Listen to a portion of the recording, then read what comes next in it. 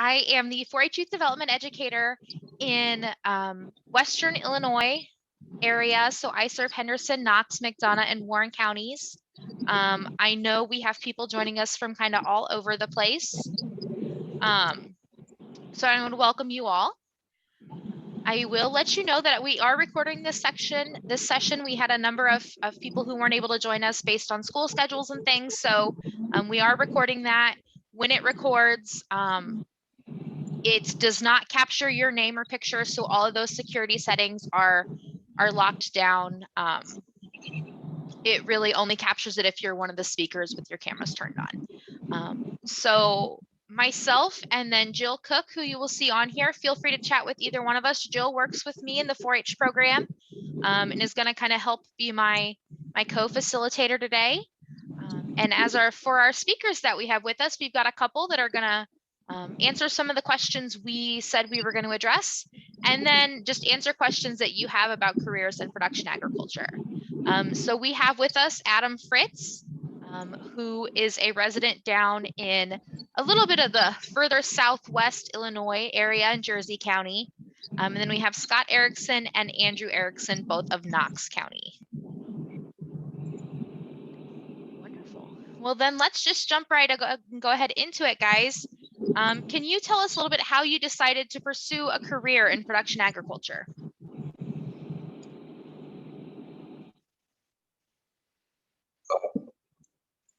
Well, I guess I'll go first. So grew up on a farm, basically.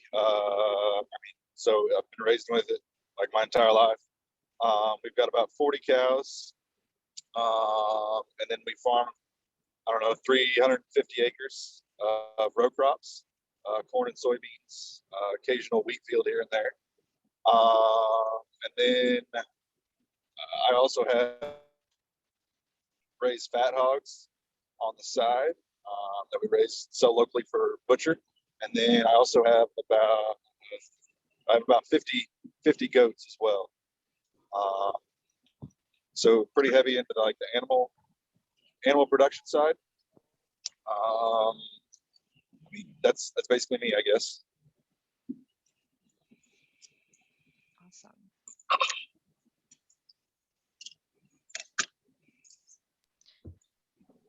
Yeah. I'll go ahead and talk a second. Actually, never mind. Hang on just a minute. I got a guy coming up to me. His backer on? Yeah, if you want to. Yeah. As we know, farming never stops. So Andrew, why don't you tell us a little bit about yourself while he's doing that? Sure. I grew up on a farm just north of Oneida, Illinois. A farm with my dad and uncle. We farm about 2,500 acres of corn and soybeans, and we contract finish hogs for the mash shops in a 7,200 head site. That's most of my duties are out there in the hog buildings, where at any one time we have about 10 to 15,000 pigs, depending on their stage of growth. That's most of my duties are out there. Then when I get out, I get to help with everything else.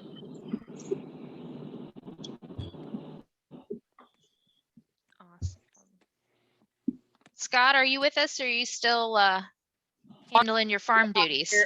I'm here. Sorry, we sold a planter and the guy just showed up to pick it up. So I'm multitasking here. So if I roll this planter outside the trailer, it's all your fault, Shelby. All righty. Do you want to tell us a little bit how you got involved in production agriculture? Or would you like us to come back to that question? No, it's okay.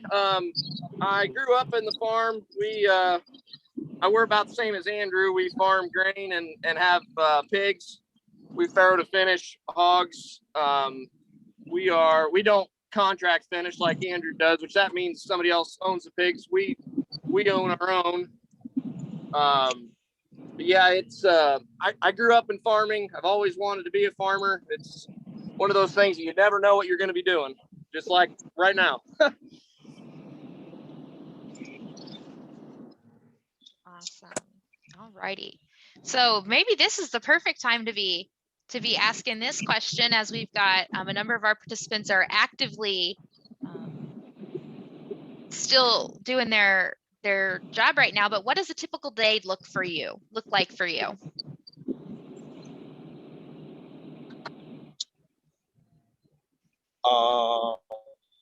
Well, typically for me, waking up, doing some chores, and then so we don't farm enough that I can just solely farm.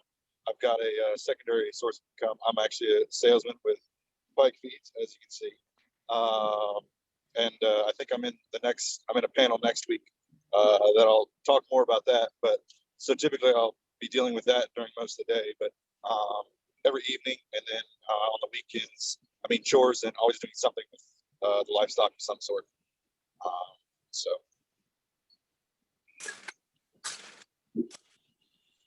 For me, this morning we load hogs, and you just never know what your day is going to bring. Sometimes it's an easy day where you know what you're going to do all day, and you never really know.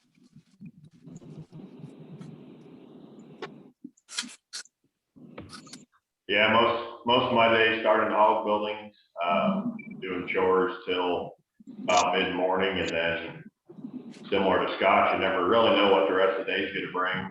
Most of the time, maintenance and upkeep on machinery. Right now, we're shipping a lot of grain, so keeping the truck going. Just a little bit of everything. Awesome. So it sounds like when you should go into production agriculture if you like a day to never be the same as it was yesterday. That's no joke. Yeah. So can you gentlemen tell us a little bit about what education, certification, different trainings that you needed to get involved in production agriculture?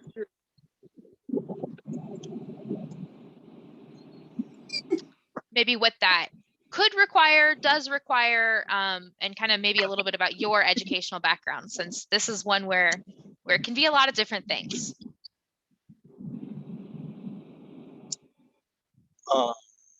If you want to go ahead, Scott, you can. I don't care. I think you're about to talk. I have a associate's degree in ag production and ag mechanics and technology. There's a lot of different ways to get into production agriculture. It depends on what you're trying to do. A lot of things that you'll know in ag, you probably won't learn in school, but a lot of things that you do as well. There's a lot of day-to-day stuff, that common sense stuff that you have to learn. I mean, you got to know how to balance your books, but you also have to know how to fix things and all that kind of stuff. It's never one thing you're going to work and doing the same thing every day. So it just depends what kind of production ag you want to get into and what avenue you want to take to get there.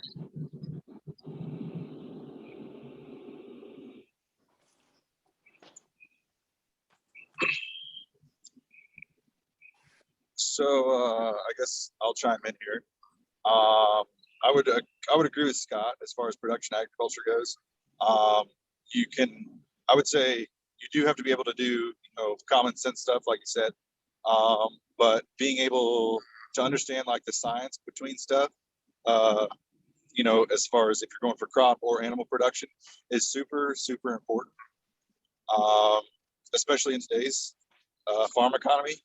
Trying to get the most bang for your buck out of everything that you do, and understanding the science behind that, why you're doing what you're doing, is very, very, very beneficial as far as education. Getting like a bachelor's. I actually got a bachelor's in biology from Southern Illinois University at Edwardsville, and then went up to the University of Illinois and got my master's in beef cattle nutrition, which is why I work for a feed company, basically as a nutritional consultant. All right. Yeah, and I went to Illinois State University after I got out of high school and got a bachelor's degree in ag business.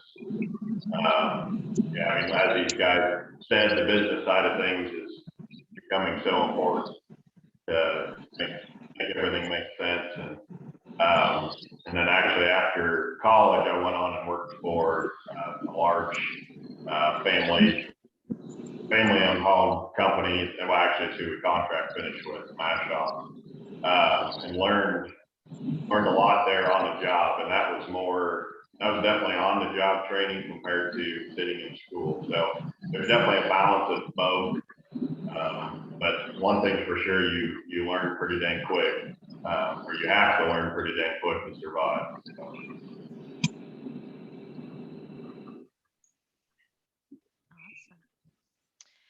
So what would you guys say is your favorite thing about working in agriculture?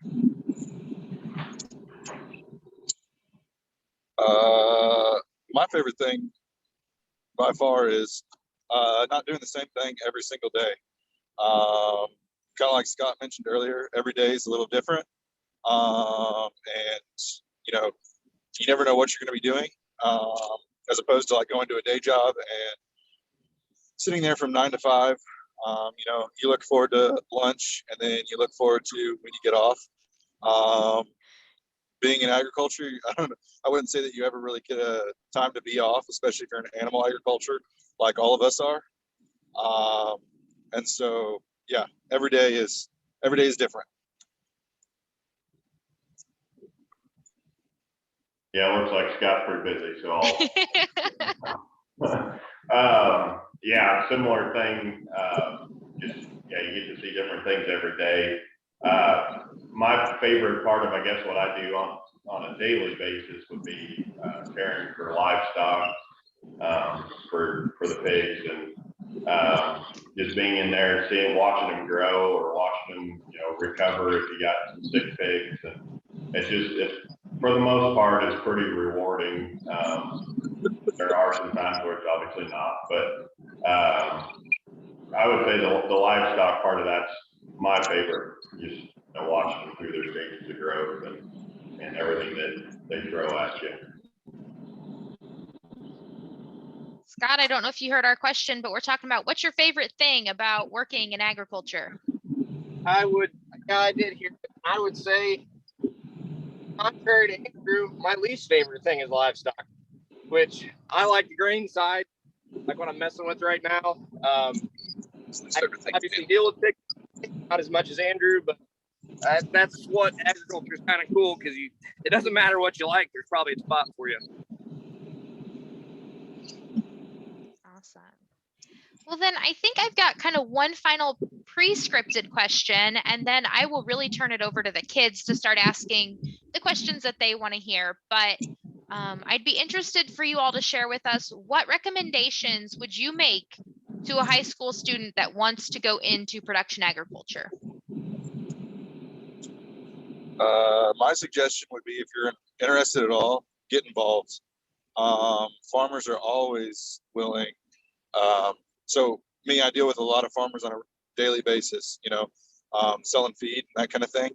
And so I've never met a farmer that's not willing to sit down and talk to you about their operation.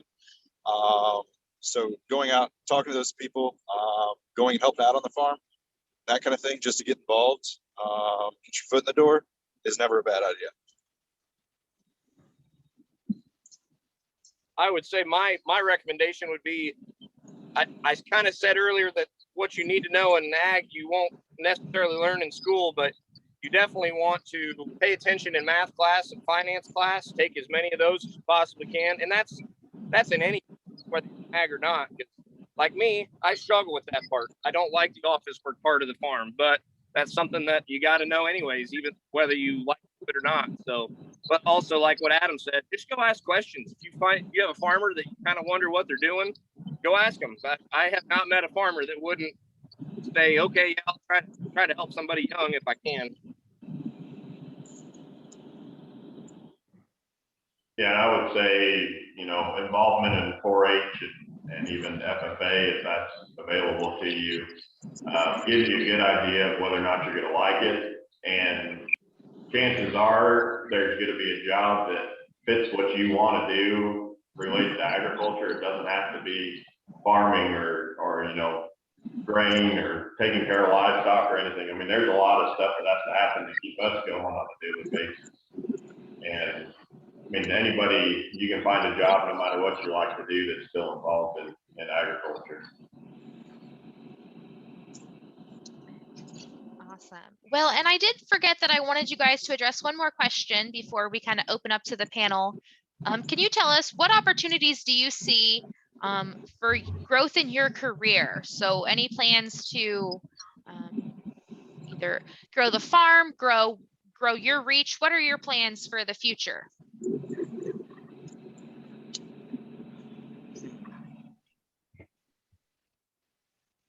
Or are you just happy and content to be doing what you're doing now? That's another great option.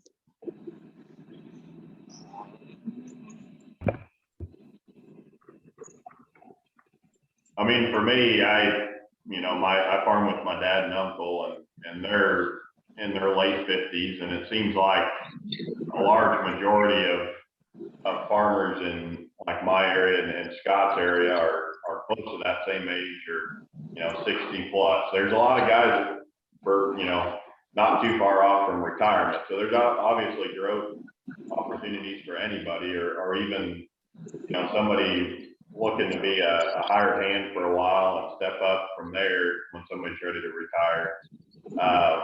For me personally, we contract raise pigs. That's a contract I'd like to take over eventually, as I spend more time in there now than my dad and uncle do. And taking on those responsibilities, I guess part of it they can be selfish about it, and hey, we're old enough, we've done this for a long enough time, you can have at it now. But I'm always welcome to those opportunities. It's just we're kind of fighting an uphill battle. There's a lot more farmers now that are close to retirement than us younger people coming in to take over for them. And that is part of the reason that I picked you gentlemen to be kind of our speakers and panelists today is since we have young high school kids joining us, I definitely wanted you to be able to speak to kind of the younger side of things too. So Adam or Scott, any thoughts on your growth? I would kind of say the same thing as Andrew did. It used to be like when I was in high school that everybody that I was in FFA with and whatever, they were working into a family farm, and a lot of them were 3-4 years older than me, and now either they're farming on their own or their dad decided he's done, and there just isn't very many young people that are coming into production ag, and I really hope that maybe that would change the next few years. But I could totally agree with Andrew on trying to take over what your family's built or whoever you're working for has built and try to grow it as much as possible.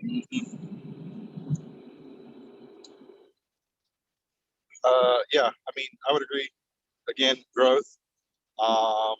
With those people, the older generation getting out of farming, there's going to be more ground that comes up for sale.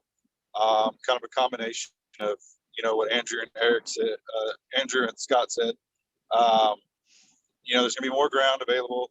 There's going to be less farmers, so there's going to be less farmers doing more work over more acres. People getting involved in the production agriculture side of things is going to be very important. I feel like in the future.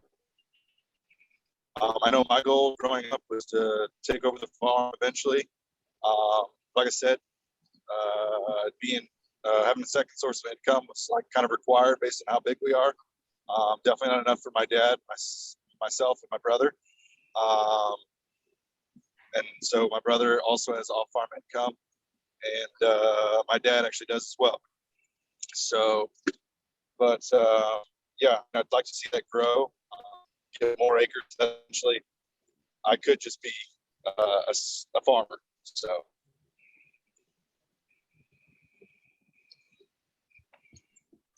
Awesome. All righty. Is there anything else you want, Shelby? No, I think that's good for right now. Let's open it up, and participants, go ahead and feel free to unmute. While you're thinking of your questions, I do have the first one coming in. So one participant says that they want to get into production agriculture. How do you suggest that they would get a summer job knowing that some farm families have their own kids already working? Yeah. Become become friends with them. Honestly, become friends with them. That's another great way to get involved. It's going to be easier to talk to, your friend, um, or contacting uh,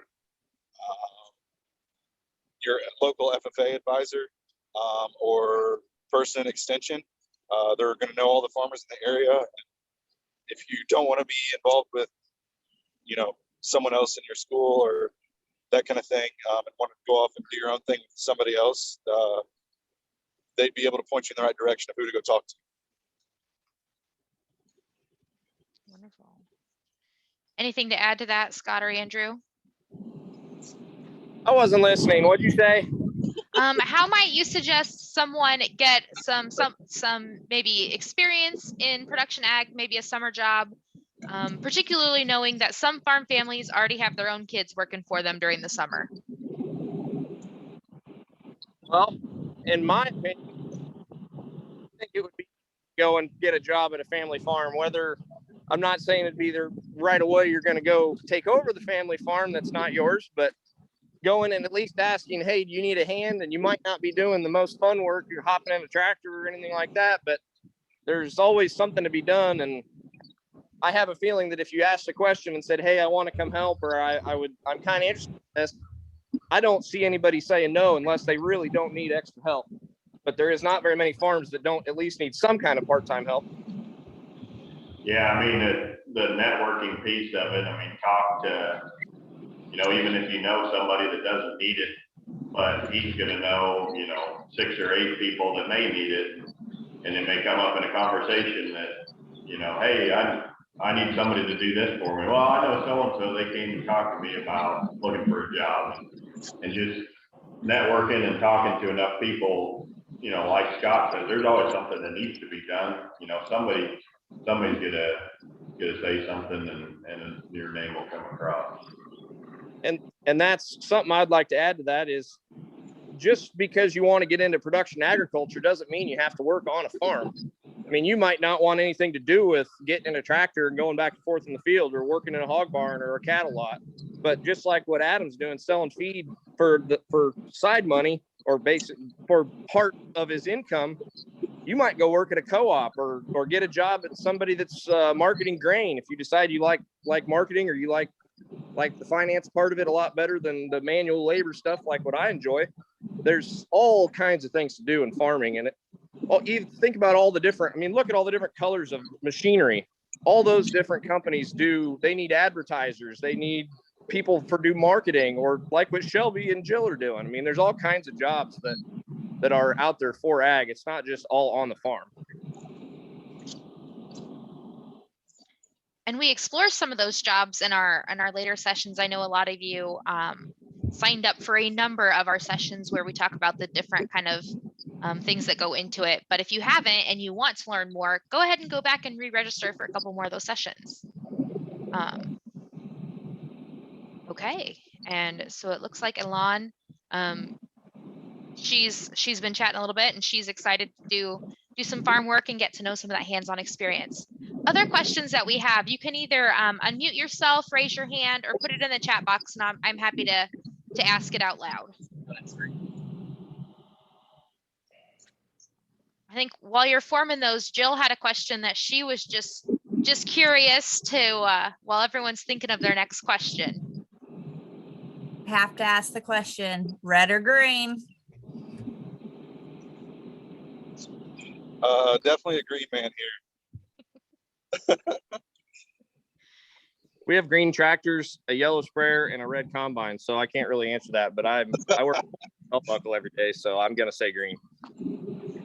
Yeah, definitely green here too. So clean sweep. Us We're all too. green.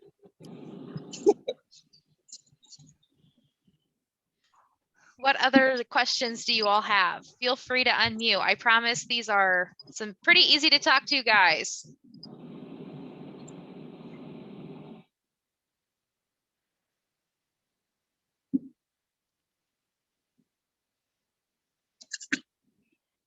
So I would say while we're thinking about those, I would love to hear from all of you guys, either both sides. Scott, you shared a little bit with us that you would prefer to not have to work with the livestock, and that's Andrew's favorite part. And just kind of by knowing Adam, I know that's something he's pretty excited about too. Why do you think you prefer that over the other?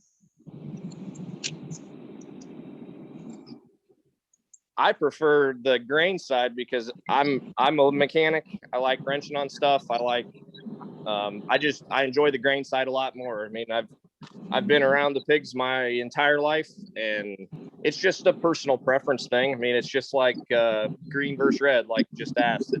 It's all just personal preference on what you like doing when you go to work. And obviously I have to work with the pigs sometimes, but that's the bad of my day. But my good of my day is doing stuff like during planting season when you get out to be able to be in the field and that kind of stuff. And it's just all personal preference.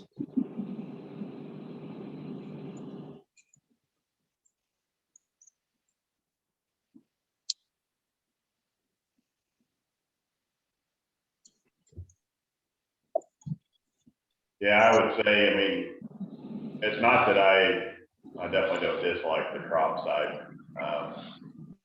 Just the livestock, I see more, I don't know, it's easier for me to see a return on my time investment, I guess is the way to put it. Not that there's not that opportunity in row crops as well, because there absolutely is. But I enjoy the day-to-day interaction with pigs. And yeah, a lot of people either turn their nose away at that or just think it's weird, but that's all right. I'm okay with that.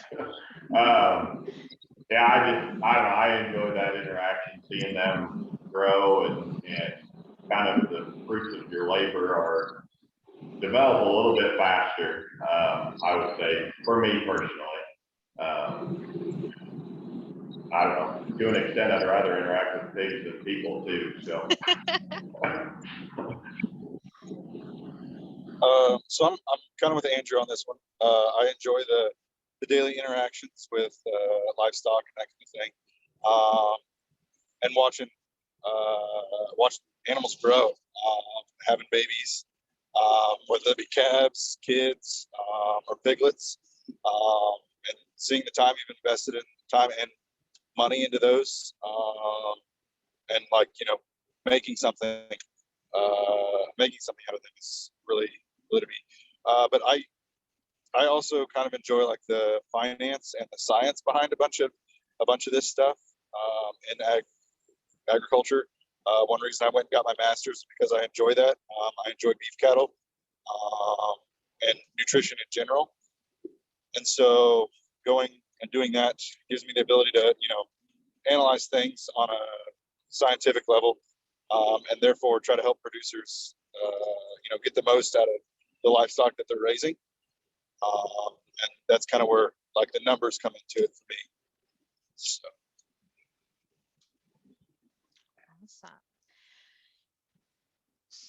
we had a couple other questions come in. Can you talk about what classes you would recommend taking in high school and college?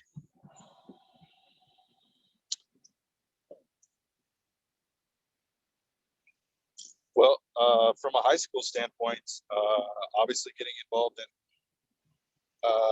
like ag science, and then branching out from that, I would say get out of your comfort zone. If you're like me, you like the science portion of it, go take like an ag mechanics class, do something different, get yourself exposed if you really want to go into production ag. And then in college, using your time at high school as a way of, what do I really like and what do I not like? And going into college, focusing on what you do enjoy, and what you would possibly want to make a career out of, whether that be a farmer or, like we mentioned before, going into, agronomist, or in my case, like a nutritional consultant or anything like that. So whether that be plants or animals or whatever, that's kind of what I would say. Yeah, I couldn't agree more there on the high school thing, getting out of your comfort zone.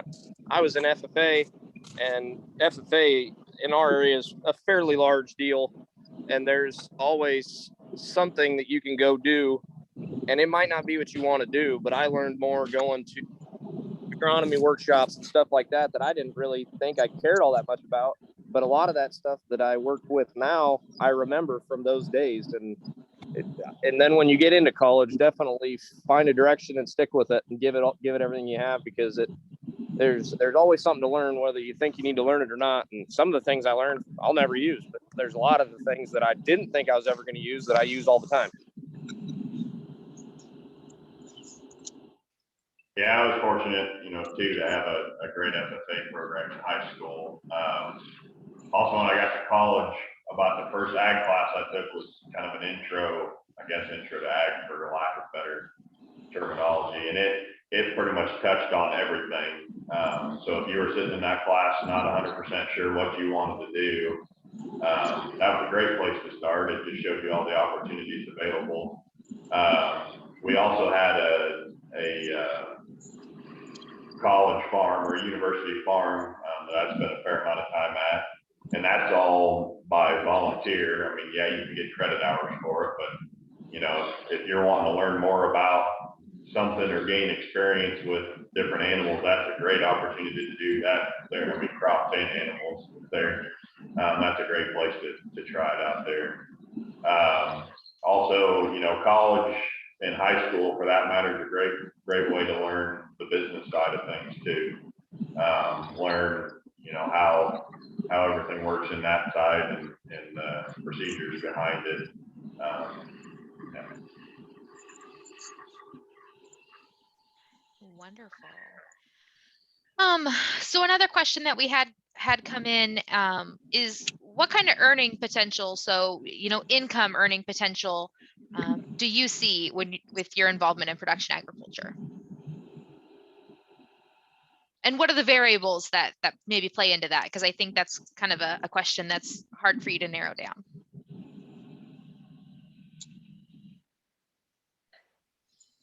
That's a pretty low question, actually. Yeah, definitely. There's definitely money to be made in agriculture. Obviously, people wouldn't be doing it yeah, farmers love what they do, and that's why they do it. They don't do it specifically for the money, but there's a lot of people that are not in agriculture that see the tractors and the big farms and the barns and all the cattle and the pigs and stuff, and they think, man, they must be loaded. They must make all kinds of money. Well, maybe they have. Maybe they're working on a third generation farm that family's been investing for years and years and years. And just because you see something that looks like it might be a lot of money, yes, obviously it had a lot invested, but it's not an overnight deal. Like Adam said, sometimes there's not enough ground or there's not enough livestock to be able to do it with one job. And sometimes there is. It's just kind of a luck of the draw thing. And the markets and the timing has a lot to do with that too. There's some years that like when I got into farming, things weren't that great. But when the guys that I was talking about earlier that was in high school before me, they got in and the markets were fantastic. So they had money coming in, the grain markets and the livestock markets. Obviously, everything goes up and down, and sometimes things are really bad and sometimes things are really good. But it's the people that have invested a lot that can make it through those storms.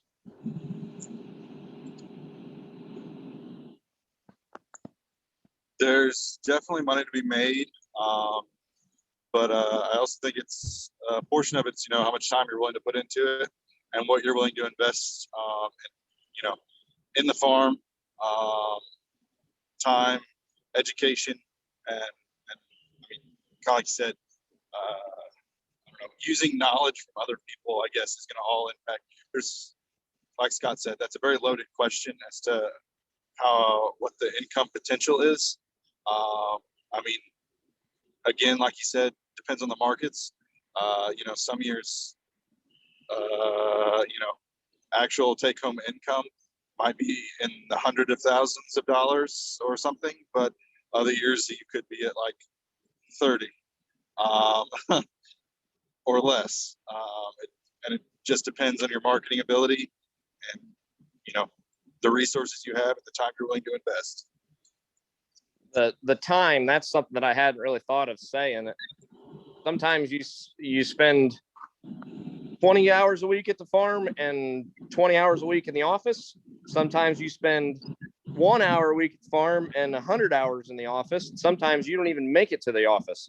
And there's a lot of days where you leave in the morning, you leave before, well, just like the old saying is, before the sun comes up and after the sun goes down. That's real. I mean, there's days that you don't get home, you don't get to go take a lunch, and there's days that are really bad, but there's also days that are really good too. Yeah, there's a lot of variables in play, and unfortunately, you don't always get out what you put in. That falls off at a certain point. Markets and weather and those factors tend to squash that for you every once in a while. For me personally, or for my family, my dad and uncle made the decision to raise pigs on contract, to have the ability to let me come back when I was ready. I mean, without that, they wouldn't be making the money for me to be full time. And that decision for us was probably one of the most black and white things we've done. They say they're going to pay you, X amount of dollars per space, assuming you do the things the right way. And so that agriculture is very rarely, a black and white thing. And that's one of the rare instances where it was.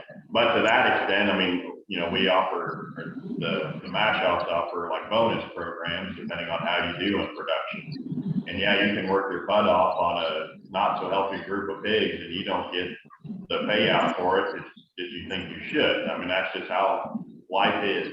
I mean, it's not always, you don't always get out what you put in, but you just will try as hard as you can.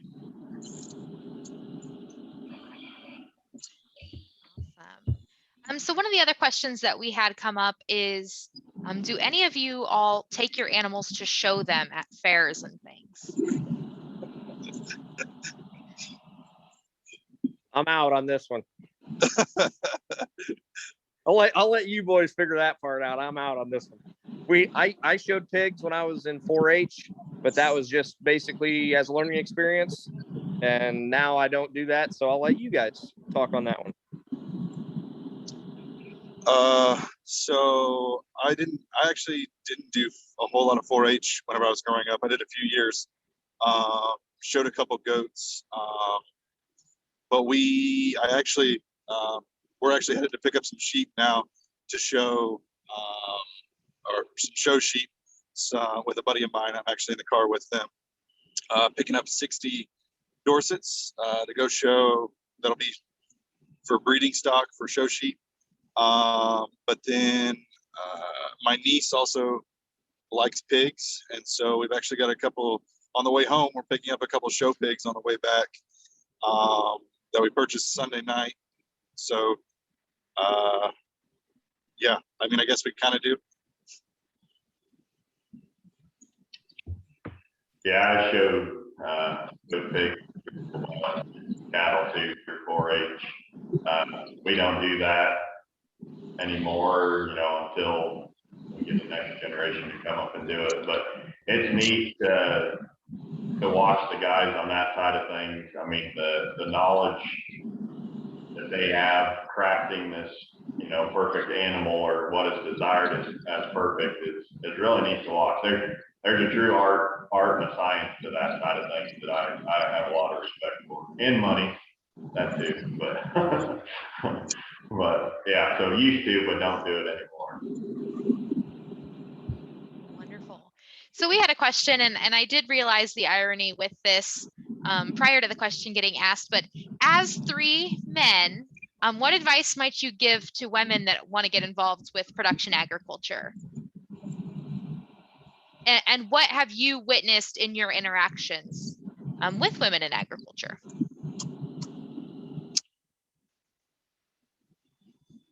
I don't know. I mean, I personally think it's kind of like the same for both men and women that are wanting to get involved in animal or in production agriculture. I mean, get involved. That would be my biggest thing. Get involved, and then like my dealings with so I went to U of I. 90% actually of like the animal science at U of I is actually female, which really kind of surprised me. But then again, also like 2% actually were raised on a farm, or maybe even lower than that. So, but I don't know. I will say that like I know females that like are, have a PhD and are, technical service people, or nutritional consultants for companies, and like, I will say that it's probably harder for them, dealing with customers in some aspects, because I don't know, grumpy old men. To be honest with you, I hate to say that, but it's true. I see it, but that's just the way it is. And you definitely would have to be strong-willed to do that kind of job. And all of the women that I know are very strong-willed and very determined, and very hardworking. And that is how they succeed. And yeah, that's kind of my little 2 cents, I guess. I would kind of continue with what he said. There's really no difference whether you're a guy or a girl when getting into agriculture. There's a spot for everybody. I mean, we've got, just on our little farm, we've got a lady that has worked here as long as I've been alive. She runs our farrowing barns, and she takes care of the mama pigs and the baby pigs, and she is excellent at it. There's nobody else around here that's as good, or even close to better than her. And that's just what she decided she liked to do, and it didn't really matter whether she was a guy or a girl. And when it comes to off the farm, like dealing with marketing, and like if you're going to call and sell some grain, a lot of the times it's guys, but there's been a lot of times where I've dealt with women, and they're obviously just as competent. It doesn't matter whether you're male or female, and usually the females are easier to get along with because the guys are trying to sell corn too, or whatever. And then there's also like the extension. A lot of that's female run. And it's like Adam said, it's a lot of strong-willed women, which that's a good thing. That's a compliment, Shelby. Jill, don't take that wrong. But there's all kinds of different things you can do. Just because you want to get into ag doesn't mean you're going to be turning a wrench or running a scoop shovel, but there's nothing saying you can't if that's what you want to do. It's all about how hard you're willing to work and how much garbage you're willing to go through to get to the good stuff. Yeah, I would say do it. I mean, try as hard as you can. Yeah, there's going to be roadblocks and obstacles when the majority of farmers are pretty old and hard-headed men. I had the privilege of working with the women when I worked with the mash shops, and I saw on a daily basis, there's, to an extent, some people will treat you differently, but the women I worked with, they knew that. They didn't want to accept that as that's how it's got to be. I mean, but because of that, they were just thinking much harder than a lot of us did, and it was pretty stinking impressive. But yeah, you got to do it. There's going to be some obstacles, I'm sure, but try as hard as you can. Not to interrupt you, Andrew, but you're right on track there. But I think with any kind of profession that somebody's going to try to get into, that's a professional profession, that a woman is not who is usually thought of. When you think of farming, you don't think of the lady that's running the farm. You think of the old crotchety guy with bibs and blah, blah, blah. Just because that's the way it is doesn't mean that is the way it really is. I mean, there's stereotypes about everything. But like they said, you will have to have a backbone to be able to get into it. But once you're in, there's no difference whether you're a guy or a girl.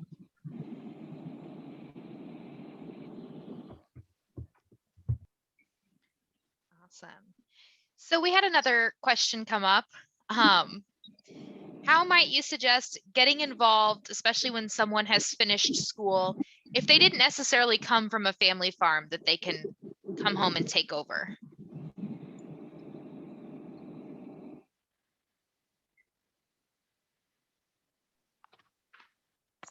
And I would know say that the wasn't the biggest thing is, the experience for a lot of you guys.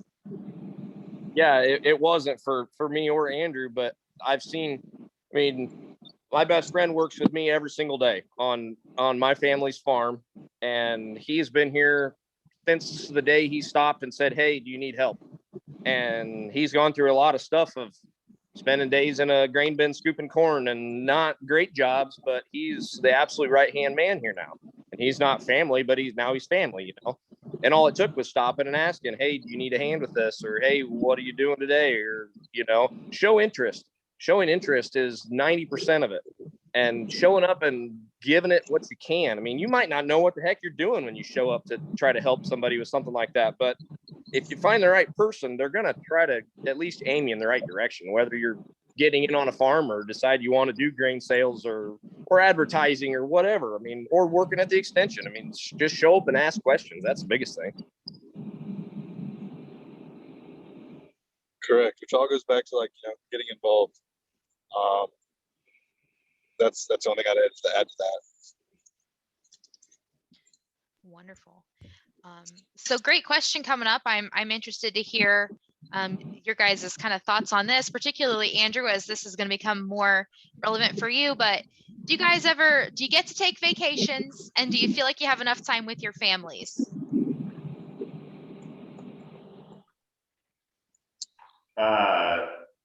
The easy answer is no and no. But No and no. It depends on the setup and that kind of thing. I mean, you know, Shelby was referring to, our first kid is on the way, first part of April. So obviously I want to get as much time off as I can right at first, get everything settled in and that kind of stuff. But it's a job of sacrifices, and you got to have, you know, you got to marry somebody or be with somebody that understands that. And while that doesn't make it any easier, it's the unfortunate truth sometimes. You know, I mean, there's, you know, specifically spring and fall. I mean, you don't see a whole lot of your, you know, your spouse, especially not in the daylight. It's just, yeah, I mean, a lot of it depends how you're set up. I mean, I'm fortunate to get, you know, basically every other weekend off or so, when my dad or uncle will come do chores for me. But, and when you say off, are you truly off of work? No, you're not. But you got to make time for things like that. And there's opportunities where you have to say no, or, you know, or hey, can you handle this for me? I really need to go home or spend some time at home. I mean, there's, you know, it's not an easy lifestyle. It can be pretty frustrating sometimes, but it, for the most part, will work out.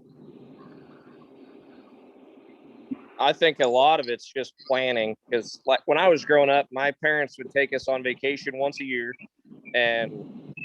but we would go on the most opportune time for nothing to go wrong at the farm. And it's never with livestock, there's never a day off. I mean, I don't care if you take a Saturday, Sunday off and you're not home.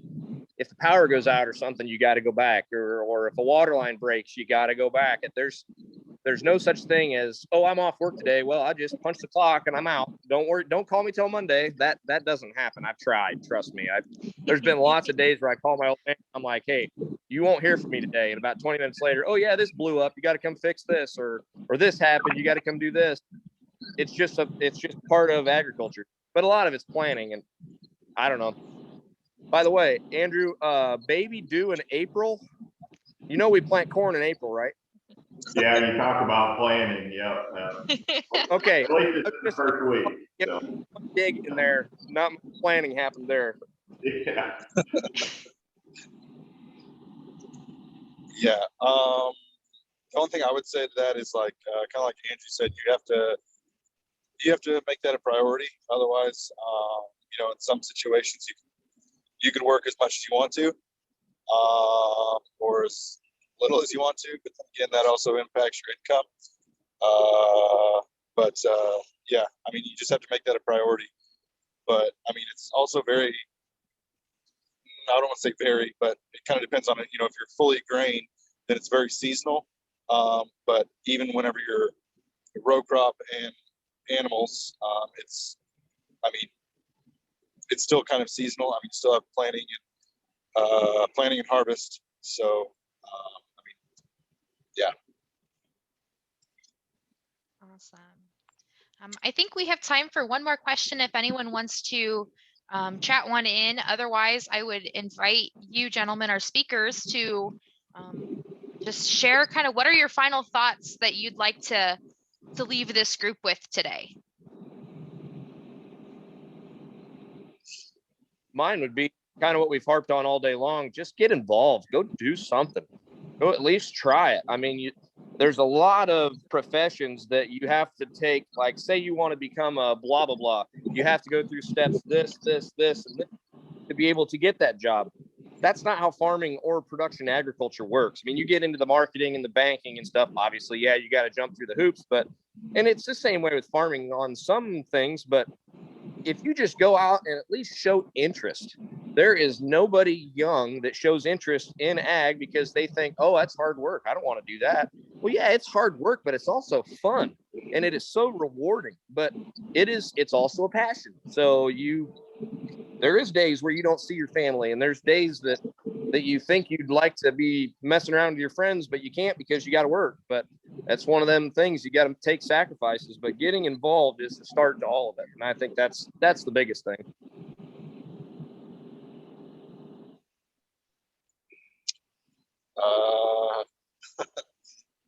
That is basically what I would say. You know, getting involved. That's kind of what we've preached all day.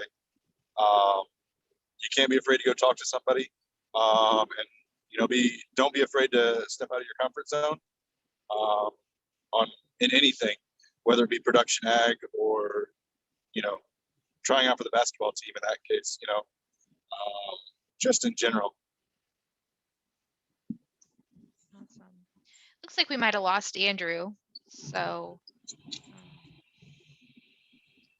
I probably made him mad with my joke about the timing thing. That's probably my bad. I highly doubt that. He can usually take a pretty good joke. Yeah. Another question that came in for us. Do you think there might be a reduction in career opportunities, specifically in production, as we see an increase in vegan food preferences and some of those things? That's actually a really good question. I would say no. I would say, if anything, it is going to increase. It might decrease what people like me and Andrew do, where we raise pigs, or like Adam does with raising cattle.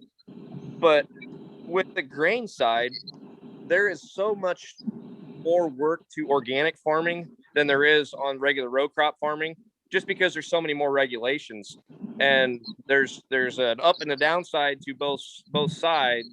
But I don't think there will ever be a large noticeable reduction in jobs. There's always going to be stuff to do in agriculture, and they're not making any more ground, and it seems like a lot of farms are getting bigger.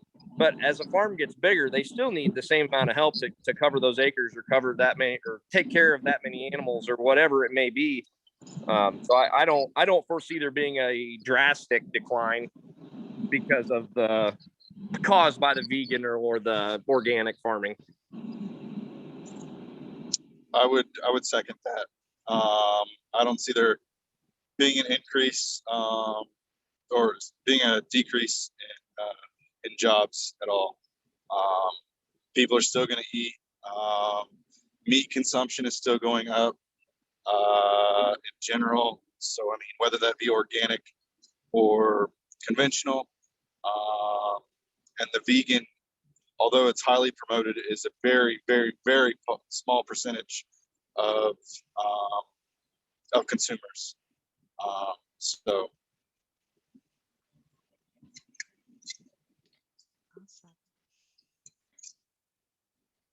Andrew, I don't think we got a chance to ask you. We lost you there for a second. Any final thoughts that you want to share with this group as we kind of wrap up today? Yeah, I mean, if you got an interest in agriculture, I would definitely, start by taking classes in high school, get involved in 4-H or FFA. Don't shy away from it. We, as an industry, we need all the people we can get. I mean, that's farming, the retail side, the technology side that's growing by the minute. All the support side of that too. I mean, if you have any interest from it or in it, just go for it. There's a spot for everybody.